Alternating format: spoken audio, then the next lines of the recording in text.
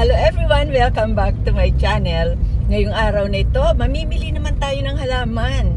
Pupunta tayo ng bypass Silang Cavite para bumili ng konting halaman. Hindi naman tayo, hindi madami, kundi konti lang naman. Masaya kasi mag-transplant pag ganitong umuulan, lalo na kung hydrangeas, ganyan, at saka mga herbs, yung mga gusto ng maulan na halaman. Kaya tara na, samahan ninyo ako at maghanap tayo ng murang halaman na itatanim natin ngayong tag-ulan. Na tayo. Good afternoon po. Good afternoon. Unleaded, full tank automatic. Unleaded po.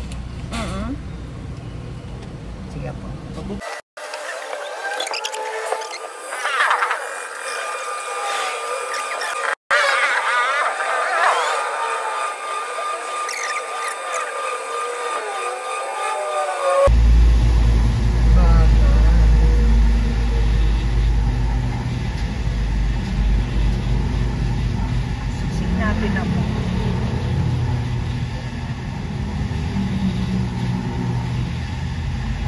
Sabi ko sa'yo, abot ng 1.7 eh. Yan. Bukas naman, no?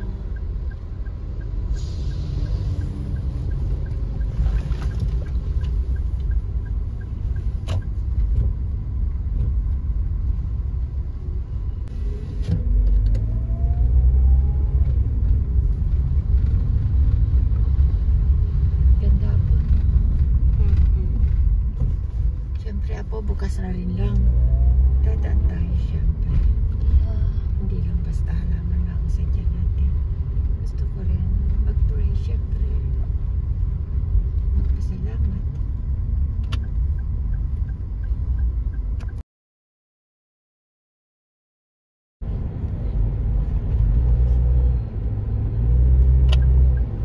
Malapit na tayo.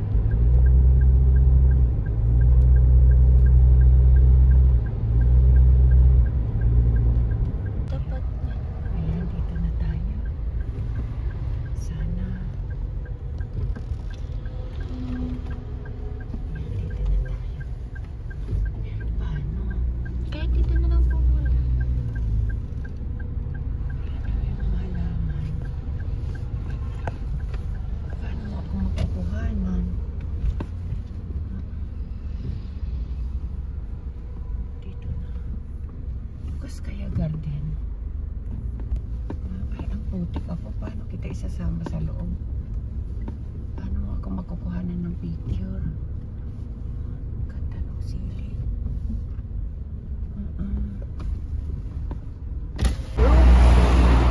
Parang lumpia po.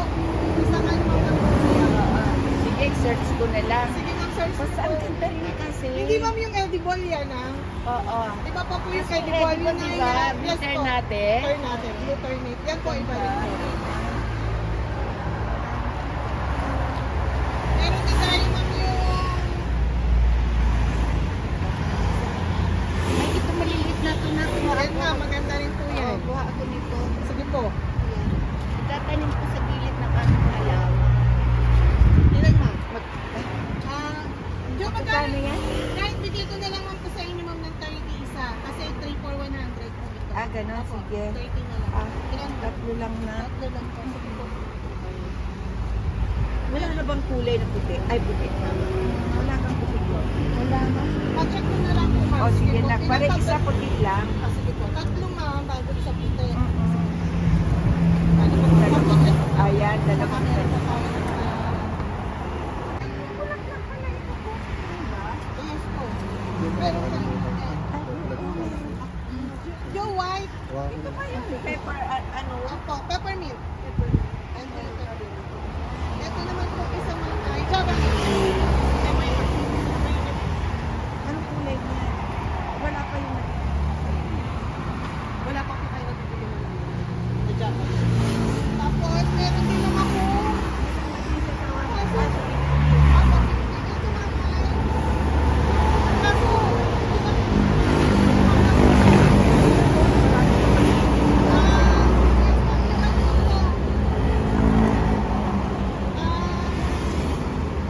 Stevia. Sorry. Ang kinain niyo matamis.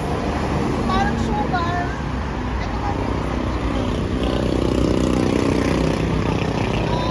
Rasa ko lang ako para sugar.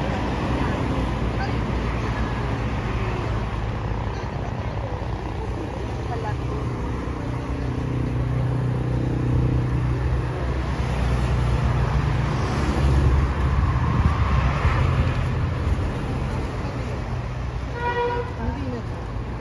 Anak, ano nga ba ito? Ito ba yung chocolate mint? Thai basil.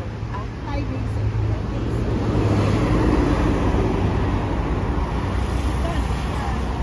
Ano din natin? Wala rin. Wala na.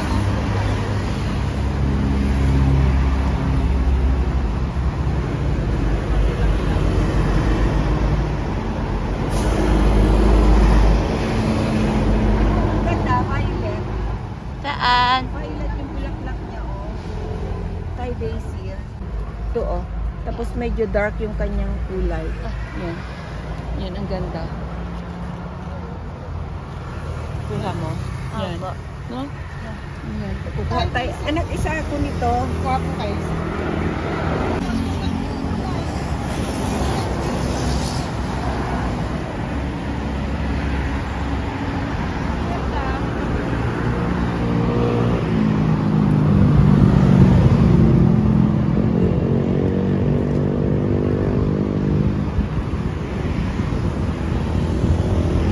Ito maganda.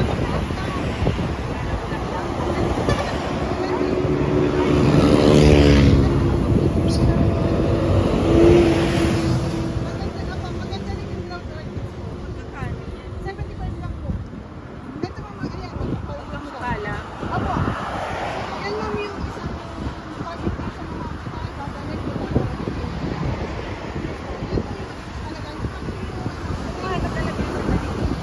Same lang po sila, nilagay lang po nila. Ito, isang variety lang. Maras po. Maras po.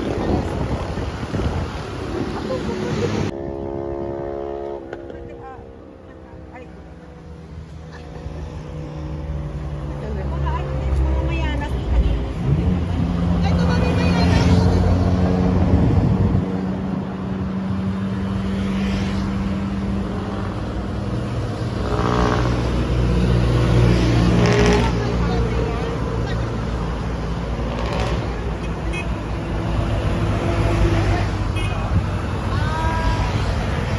Parang wala na. Meron. Ito yung isa nga. Wala na. Ito yung isa.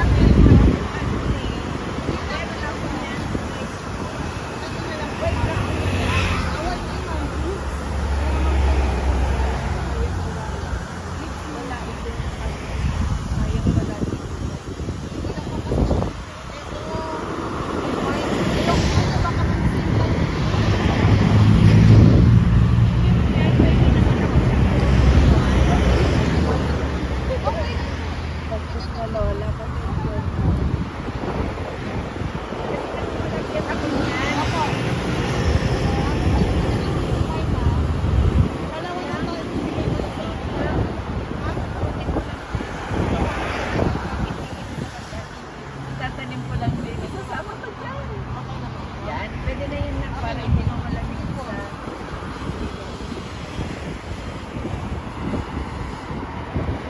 Ito ay nilagay ko sa ibabaw. Naparami ko na, napaganda ko na yung ano.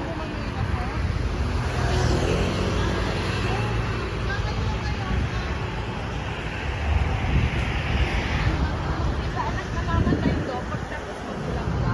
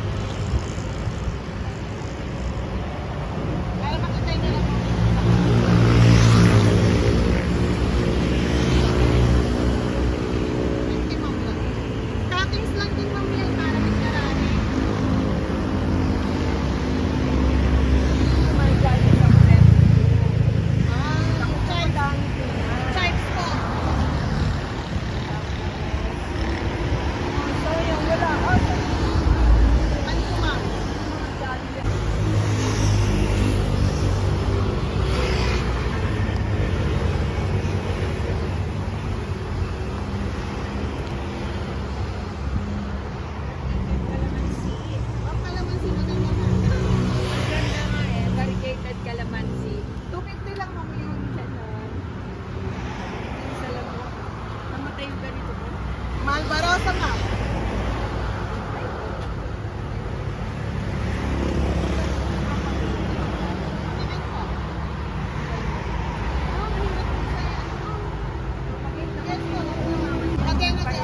Bahay na wala na. Meron ka pa pala. Ah, meron pa pala. Ano yan? Dama di noche. Oo, mabango to ma'am.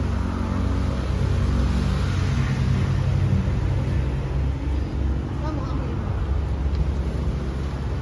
Dama di noche po yan. Mabango po siya. Parang ano, parang kamunin. Pero mas parang iba pa rin siya. Iba pa rin po kami yung amoy. May Ma'am, inilin. bigay ko ng I-400 hanggang 350 po. Ano naman siya ma'am, mga Laguna. Hindi katulad nila, siya katulad ni Yellow Bell kasi older. Nawawala. Ay, si Yellow Bell ko nga, nakarating na third floor. Galing sa babae yun. Talaga po. Naswap lang kami ng aking kaibigan. Ay, talagang wala na yung puting niyan na. Meron siya, wala ka nag-work sa puti. Wala kami. Talagang Kulit ng ito lang po lola. eh. Pasensya na mo.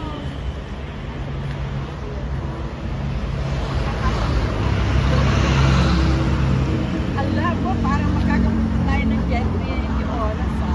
Yun na yung gentry. Sa gentry natin ito dati. Ate, papasok ka. Ay, dad. Yung ating mga pinamili.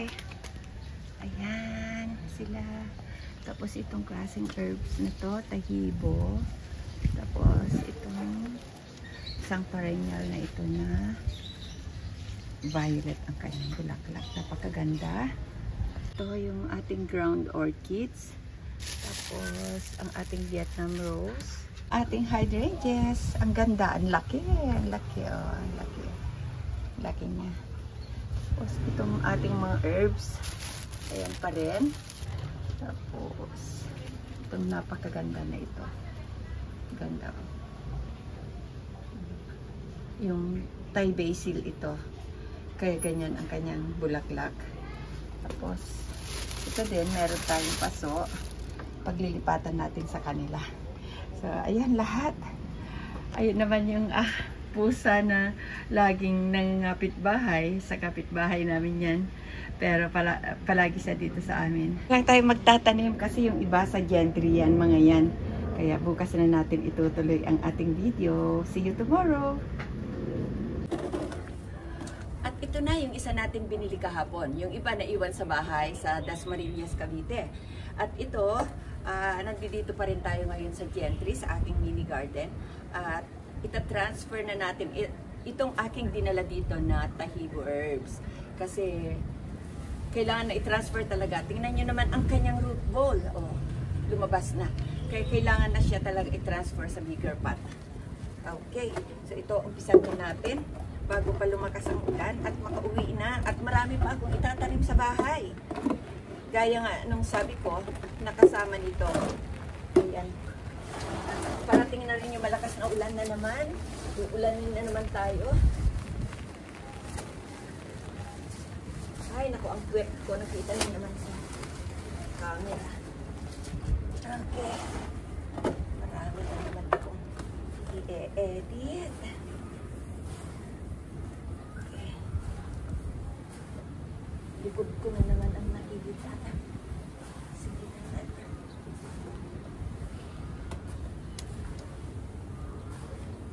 Ito yung pinili kong garden soil. Pero dahil tag-ulan ngayon, dadagdagan natin ng ipa. Ang silbi kasi yung ating ipa na nilalagay ay sila yung mag-a-absorb sa extra water. Lalo ngayong tag-ulan dito sa Pilipinas, kailangan ang mga nakapasong halaman ay hindi dapat nag-i-stack yung tubig ng matagal. Kasi pwede silang mag-suffer sa drought. At doon yung dahilan nilang mamamatay. Okay. Nakita ko nga, tatlo ang butas nito. Dadagdagan ko pa pagka, pag nadala ko dito yung pangbutas ko. Kasi naiuwi ko sa bahay yung aking drill. Ito yung ating tahibo.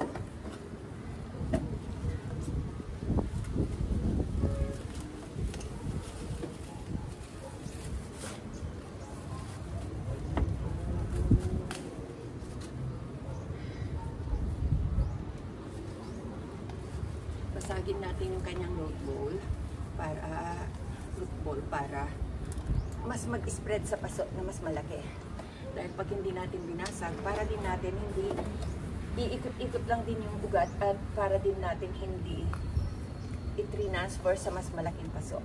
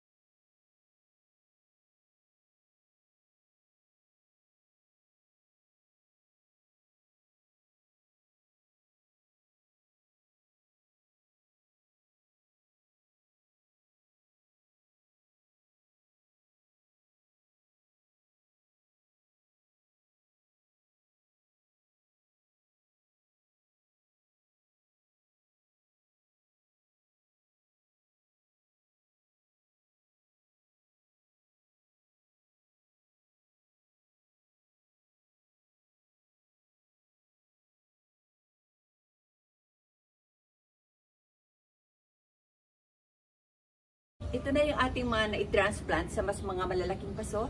At ito yung binili natin kahapon na tahibo sa Silang Cavite. Ito yon. At ito yung ating tarragon. Ito yung ating rosemary. Ito yung ating red ginger. At ito naman yung ating Italian oregano. Yun, natapos na tayo. At kita-kita tayo sa bahay at doon naman tayo magtatanim o magta-transplant ng ating mga pinamili kahapon. Kaya uuwi muna kami ng Dasma at doon tayo magkita-kita. Bye muna!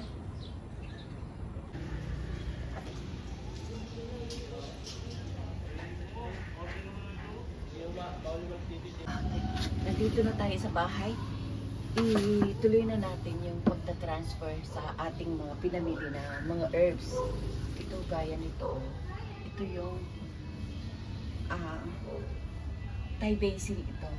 Violet yung bulaklak, napakaganda. Ito naman yung basil na pinag-islan natin. White ang bulaklak. Kaya itong dalawa na to ay ililipat natin sa mas malaki-laking paso.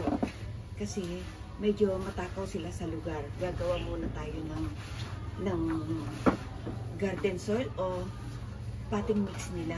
Kasi gaya nga ang sabi ko lagi, maulan ngayon kaya dapat dadagdagan natin ng ipa yung ating potting mix para meron mag-absorb sa mga sobrang ulan na dumadapo sa ating halaman. Kaya ito, alisin ko din muna yung laman nito kasi dito ko ilalagay yung isa. Okay.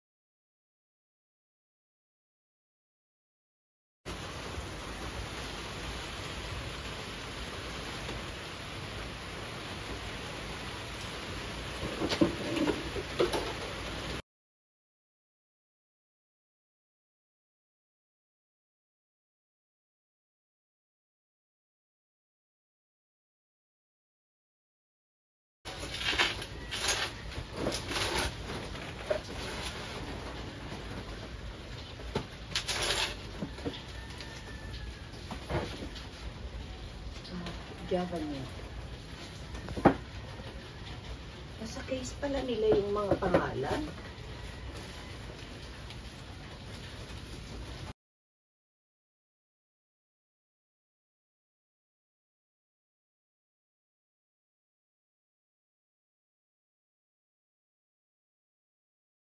Okay na. Maraming salamat ulit sa inyong panonood at na-transplant na natin lahat-lahat itong mga herbs na naiuwi ko dito sa bahay. Kaya, ayan, siguradong magiging mas malusog na sila ngayon kasi mas malaki na yung kanilang kinatatamnan. Pero sa totoo lang, ang mga herbs na ganito dapat talaga sa garden bed sila nakatanim o mas malawak na taniman. Pero aalagaan naman natin mabuti kaya dapat wala tayong ipag-alala. Itong mga ito, lalaki pa rin sila ng ganyan basta't lalagyan din natin sila ng fertilizer na organic. Kasi kailangan organic talaga ang fertilizer natin dito. Gawa ng ito ay nilalagay natin na garnish o nilalagay natin na ingredients sa ating mga lulutuing pagkain. Kaya ayan, maraming salamat ulit at sana huwag magsawang sumuporta sa ating channel. At kung hindi pa kayo nakapag-subscribe, sana huwag kalimutan mag-like and subscribe. Bye!